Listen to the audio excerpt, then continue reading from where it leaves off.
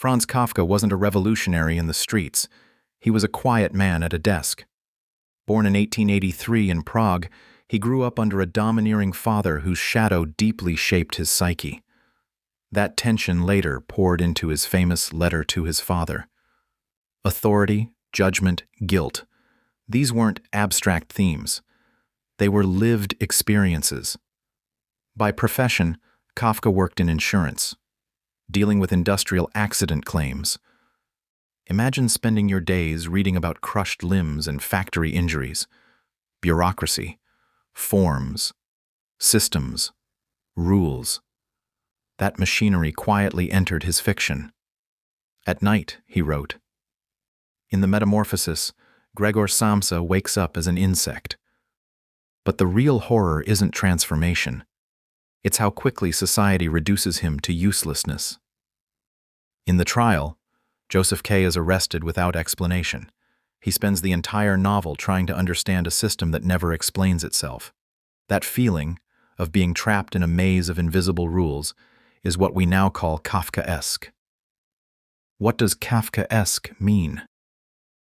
Kafkaesque describes situations that are illogical yet treated as normal, bureaucratic and dehumanizing oppressive, without clear reason, absurd but frighteningly real. Example: office.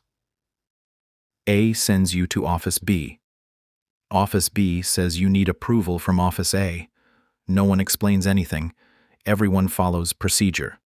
That's Kafkaesque. It's not just confusion. It's power without clarity. His early death. And the disobedient friend. Kafka's inner battles were matched by physical suffering. In 1917, he was diagnosed with tuberculosis. Over the years, it worsened. By 1924, the infection had spread to his throat, making eating excruciating. He slowly starved because swallowing was unbearable. He died at just 40 years old, in a sanatorium near Vienna, largely unknown, believing himself a literary failure.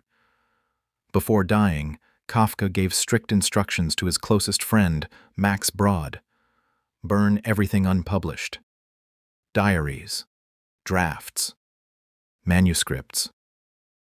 Brod refused. He believed Kafka's writing was too important to disappear. He preserved, edited, and published the unfinished novels, including The Trial and The Castle. Without that act of defiance, the word Kafkaesque would not exist. A man who asked to be erased was made immortal by a friend who chose posterity over obedience.